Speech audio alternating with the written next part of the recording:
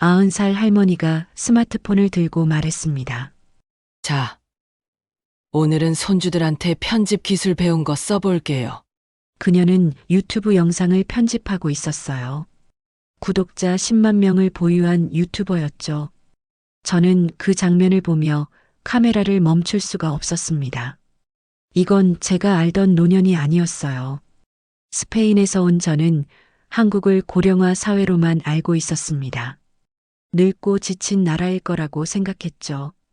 하지만 첫날부터 모든 게 틀렸어요. 지하철에서 70대 할머니가 온라인 강의를 듣고 80대 할아버지가 마라톤을 뛰고 90살 어르신이 유튜브 채널을 운영했습니다. 이 나라 사람들은 늙지 않는구나. 그 생각이 제 다큐멘터리의 시작이었어요. 나이는 숫자일 뿐이라는 말, 한국에서는 진짜였습니다. 자, 지금부터 무슨 특별한 사연이 있었는지 지금 바로 시작해 보겠습니다. 제 이름은 라파엘라 가르시아예요. 스페인 바르셀로나에서 온 다큐멘터리 감독이죠. 42살이고 지난 15년간 세계 곳곳을 다니며 사회 이슈를 담아왔습니다. 이번 프로젝트는 고령화 사회의 미래였어요. 한국이 선택된 이유는 간단했죠. 세계에서 가장 빠르게 늙어가는 나라 중 하나였으니까요. 제작사는 어둡고 무거운 이야기를 원했어요. 외로운 노인들, 빈곤, 고독사 같은 것들을요. 라파엘라, 고령화의 어두운 면을 담아와요. 제작자가 말했습니다. 전 고개를 끄덕였죠. 그게 제 일이었으니까요. 인천공항에 도착한 건 늦은 오후였습니다. 짐을 찾고 공항 철도를 타고 서울로 향했어요. 차창 밖으로 회색빛 도시가 펼쳐졌죠. 늙은 나라는 이렇게 생겼구나. 전 혼잣말을 했습니다. 하지만 지하철에 올라타는 순간 제 생각이 흔들리기 시작했어요. 한 할머니가 제 옆자리에 앉았습니다. 70대쯤 되어 보였어요. 그분은 스마트폰을 꺼내서 뭔가를 보기 시작했죠. 저는 슬쩍 봤습니다. 유튜브였어요. 그것도 영어 강의를요. 어머, 이 발음이 틀렸네. 할머니가 혼잣말을 했습니다. 전 놀라서 쳐다봤어요. 할머니는 화면을 멈추고 메모장 앱을 열어서 뭔가 적기 시작했습니다. 제 머릿속이 복잡해졌어요. 70대가 영어 공부를? 그것도 유튜브로? 다음 역에서 한 할아버지가 타셨어요. 80대는 좋게 되어 보였죠. 그분도 스마트폰을 꺼내셨습니다. 전 또 슬쩍 봤어요. 배달 앱이었어요. 치킨을 주문하고 계셨죠. 이게 진짜야? 전 속으로 중얼거렸습니다. 이건 제가 상상했던 고령화 사회가 아니었어요. 호텔에 체크인하고 전 창밖을 봤습니다. 서울의 야경이 펼쳐졌어요. 불빛들이 반짝이고 있었죠. 뭔가 다르다. 직감이 왔습니다. 이 나라는 제가 생각했던 것과 완전히 달랐어요. 다음 날 아침, 전 본격적으로 취재를 시작했습니다. 첫 번째 목적지는 서울 노인복지관이었어요. 통역사와 함께 갔죠. 여기서 어떤 프로그램을 하나요? 스마트폰 교육, 유튜브 제작, 온라인 쇼핑, 영어 회화 등이요. 직원의 대답에 전 놀랐습니다. 노인복지관에서 유튜브 제작을 가르친다고? 강의실로 들어갔어요. 70대 할머니들이 스마트폰을 들고 앉아 있었습니다. 강사가 앞에서 설명하고 있었죠. 자, 이제 필터 기능을 써볼게요. 여기 이걸 누르면 얼굴이 예뻐져요. 오, 정말 예뻐지네. 할머니들이 웃으며 따라했어요. 전 카메라를 들고 그 모습을 담았습니다. 수업이 끝나고 전 한 분과 인터뷰를 했어요. 75세 박명자 여사였습니다. 왜 스마트폰을 배우세요? 손주들이랑 소통하려고요. 요즘 애들은 다 카톡으로 얘기하잖아요. 힘들지 않으세요? 힘들죠. 근데 재미있어요. 새로운 거 배우는 게 좋아요. 박 여사는 웃으며 스마트폰을 보여줬어요. 화면엔 손주와의 영상통화 기록이 가득했죠. 어제는 배달 앱으로 피자 시켜 먹었어요. 혼자서요. 자랑스러워하는 목소리에 전 미소 지었습니다. 스페인에선 70대가 이렇게 안 해요. 그래요? 여기선 다 해요. 안 하면 뒤처지잖아요. 그 말에 전 할 말을 잃었어요. 뒤처진다는 말. 70대가 할 소린 아니잖아요. 점심시간에 복지관 식당에 갔습니다. 어르신들이 모여서 밥을 먹고 있었어요. 그런데 식탁 위에 스마트폰들이 놓여 있었죠. 아, 내 영상 조회수 1000 넘었어. 진짜? 나도 봐야지. 할머니들이 유튜브를 보며 이야기했습니다. 전 그 광경을 넋놓고 지켜봤어요. 이게 늙는 거면 나쁘지 않아요. 박 여사가 제게 말했습니다. 전 고개를 끄덕였죠. 이건 제가 알던 노년이 아니었어요. 오후에 전 청계천으로 갔습니다. 조깅하는 사람들을 취재하려고요. 그런데 놀라운 광경을 봤습니다. 80대로 보이는 할아버지가 달리고 있었어요. 그것도 꽤 빠르게요. 저분 몇 살이세요? 옆에서 스트레칭 하던 분에게 물었습니다. 이 선생님이요? 80이세요. 80이요? 네, 마라톤 완주만 30번 하셨대요. 전 믿을 수가 없었어요. 82의 마라톤을? 이 선생님이 한 바퀴 돌아오셨을 때 전 용기를 내서 인터뷰를 청했습니다. 인터뷰 가능하세요? 그럼요. 쉬는 김에요.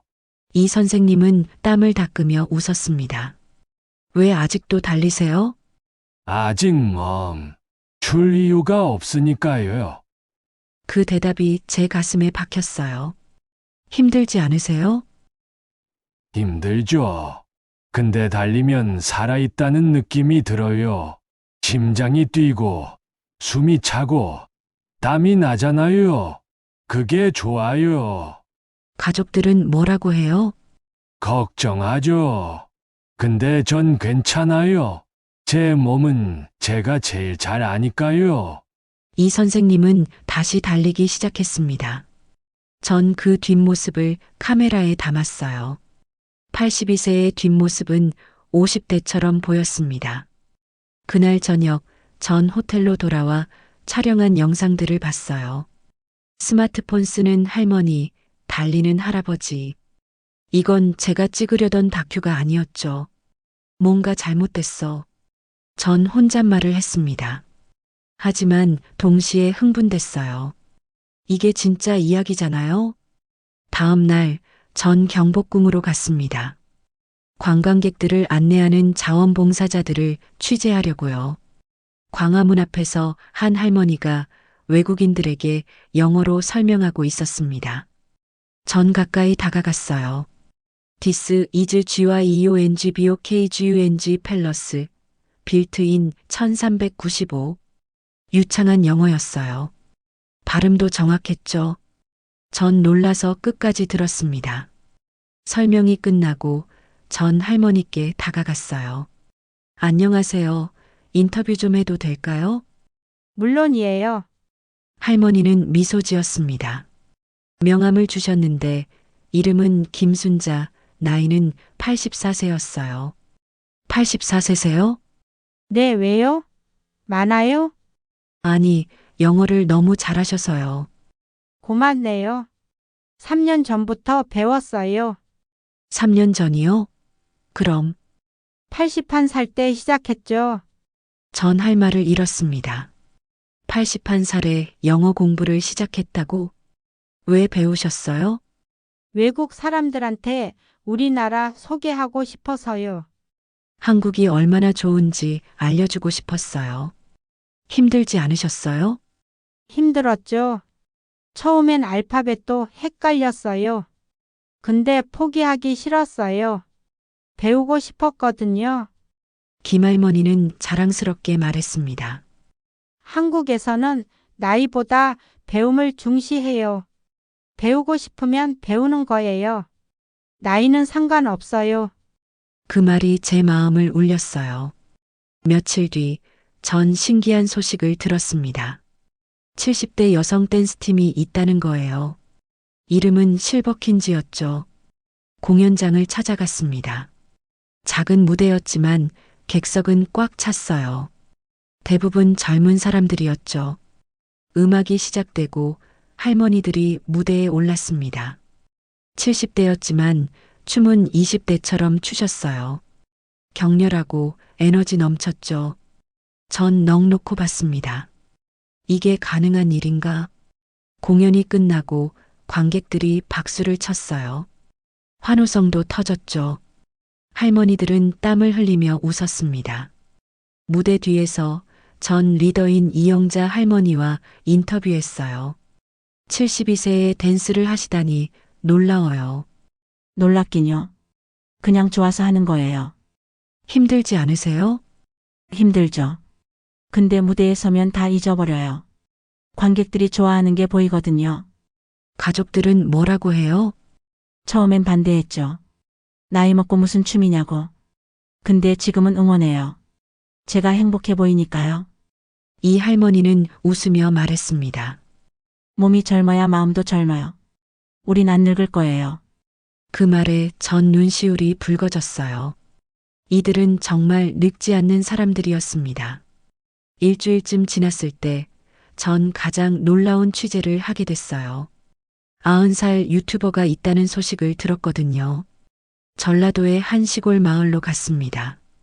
작은 집 앞에서 할머니 한 분이 카메라를 들고 있었어요. 할매 정신TV 구독자 여러분, 안녕하세요. 할머니가 밝게 인사했습니다.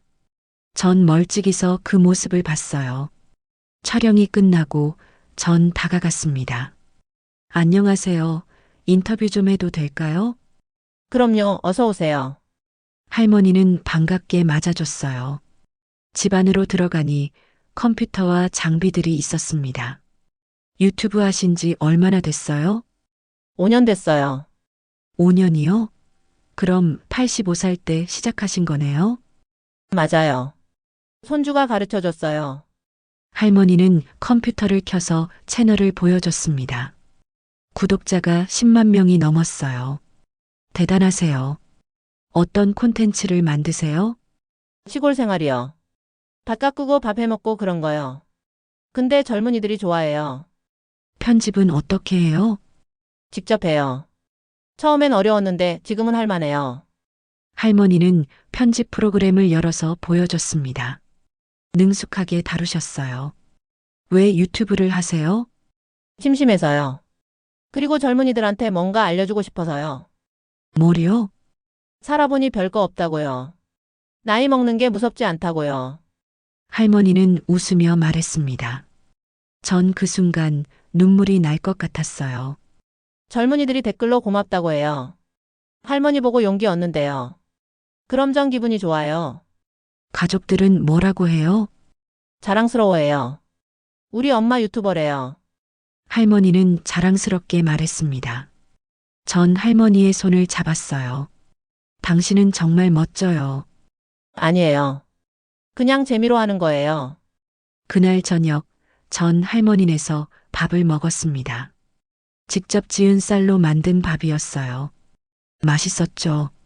한국 사람들은 왜 이렇게 안 늙어요? 제가 물었습니다. 안 늙는 게 아니라 늙는 걸 무서워하지 않는 거예요. 나이 먹어도 할 일은 많거든요. 할머니의 대답에 전 고개를 끄덕였어요. 다음 주 전 고령자 일자리 현장을 취재했습니다. 한 공장에서 70대 어르신들이 일하고 있었어요. 로봇 조립이었습니다. 정밀한 작업이었죠. 이거 어렵지 않으세요? 73세 최 할아버지에게 물었습니다. 어렵죠. 근데 할만해요. 손에 익으니까요. 왜 일하세요? 놀면 병들어요. 이래야 정신 차려요.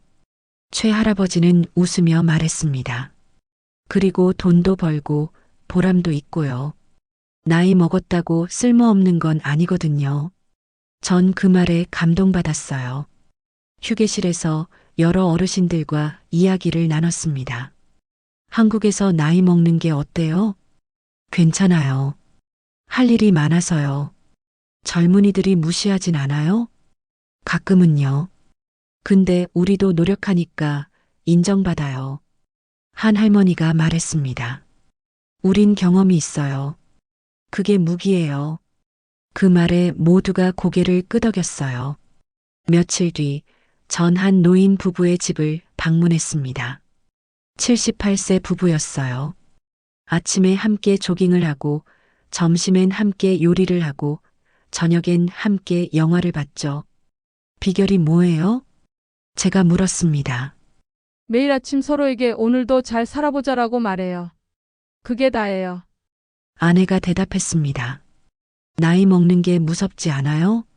무섭죠. 근데 함께니까 괜찮아요. 남편이 아내의 손을 잡았습니다. 전 그 모습을 카메라에 담으며 눈물을 참았어요. 한 달쯤 지났을 때 전 노인복지관에서 특별한 장면을 봤습니다. 20대 자원봉사자와 80대 할머니가 함께 유튜브를 찍고 있었어요. 할머니, 이제 필터 써볼까요? 오, 좋지. 어떻게 하는데? 여기 이거 누르면 돼요. 오, 진짜 예뻐지네. 둘이 웃으며 영상을 찍었습니다. 세대가 함께 웃고 배우는 모습이었죠. 전 그 광경을 보며 생각했어요. 이 나라의 진짜 힘은 여기에 있구나. 마지막 촬영 날, 전 모든 분들을 한자리에 모았습니다. 박명자 여사, 이 선생님, 김순자 할머니, 실버킨즈, 유튜버 할머니, 그리고 일하는 어르신들까지.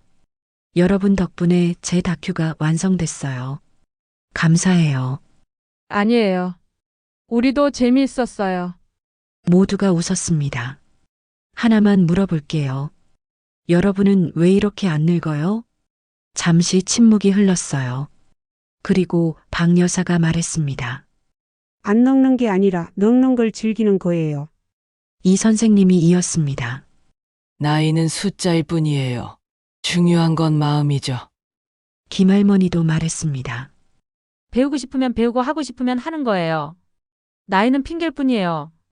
유튜버 할머니가 마지막으로 말했습니다. 살아있는 한 우린 젊어요. 전 그 순간 눈물을 참을 수 없었어요. 이분들이야말로 진짜 젊은 사람들이었습니다. 귀국하는 날, 전 인천공항에 섰습니다. 한 달간의 촬영이 끝났죠.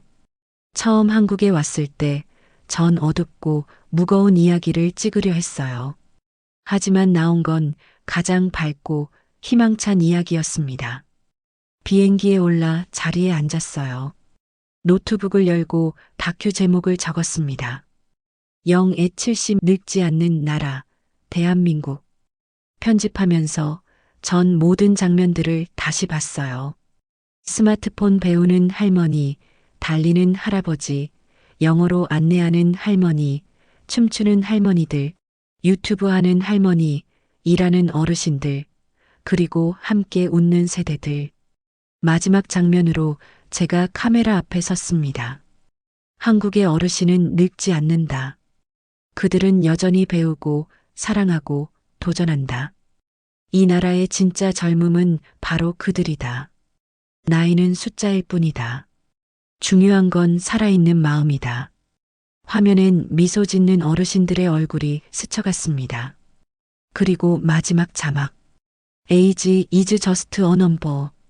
다큐는 스페인에서 큰 반향을 일으켰어요. 사람들은 놀라워했죠.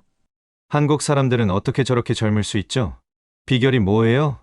질문들이 쏟아졌습니다. 전 항상 같은 대답을 했어요. 비결은 없어요. 다만 포기하지 않는 마음이 있을 뿐이죠. 몇 달 뒤, 전 다시 한국을 찾았습니다. 다큐에 나왔던 분들을 만나러요. 박 여사는 이제 유튜브 채널을 운영하고 있었어요. 이 선생님은 여전히 달리고 계셨죠. 김할머니는 중국어를 배우고 있었고, 실버킨즈는 해외 공연을 준비 중이었습니다. 유튜버 할머니는 구독자가 20만 명이 넘었어요. 할머니, 정말 대단하세요. 아니에요. 그냥 재미있어서 하는 거예요. 할머니는 여전히 겸손했습니다. 당신들 덕분에 제 인생이 바뀌었어요. 전 진심으로 말했습니다. 우리도 고마워요. 우리 이야기를 세계에 알려줘서요. 박 여사가 말했습니다. 그날 저녁 모두 함께 저녁을 먹었어요. 웃고 떠들며 시간을 보냈죠. 라파엘라, 다음엔 무슨 다큐 만들 거예요? 아직 모르겠어요. 근데 한국 이야기는 계속하고 싶어요. 좋아요. 우리가 도와줄게요. 모두가 웃었습니다. 집으로 돌아가는 길에 전 생각했어요. 한국에서 배운 것들을요. 나이는 숫자일 뿐이라는 것. 배우고 싶으면 배울 수 있다는 것. 포기하지 않으면 가능하다는 것. 그리고 함께하면 더 강하다는 것. 이 모든 걸 한국의 어르신들이 가르쳐 줬어요. 비행기에서 창밖을 보며 전 속삭였습니다. 감사합니다, 한국. 당신들은 제게 늙지 않는 법을 가르쳐 줬어요. 한국의 젊음은 나이에 있지 않았습니다. 살아있는 마음, 배우려는 태도, 그리고 서로를 응원하는 힘에 있었죠. 70에도 젊을 수 있고, 80에도 도전할 수 있고, 90에도 새로운 걸 시작할 수 있어요. 그게 한국이 보여준 기적이었습니다. 이 이야기를 듣고 계신 여러분도 느끼셨으면 좋겠어요. 나이는 한계가 아니라 경험이라는 걸요. 늙는다는 건 멈추는 게 아니라 계속 나아가는 거라는 걸요. 한국의 어르신들은 그걸 매일 증명하고 있습니다. 배우고, 도전하고, 웃으면서요. 그들이야말로 진짜 젊은 영혼들입니다. 오늘 이야기가 마음에 드셨다면 좋아요와 구독 부탁드려요. 여러분의 응원이 큰 힘이 됩니다. 다음에 또 좋은 이야기로 찾아뵐게요. 감사합니다.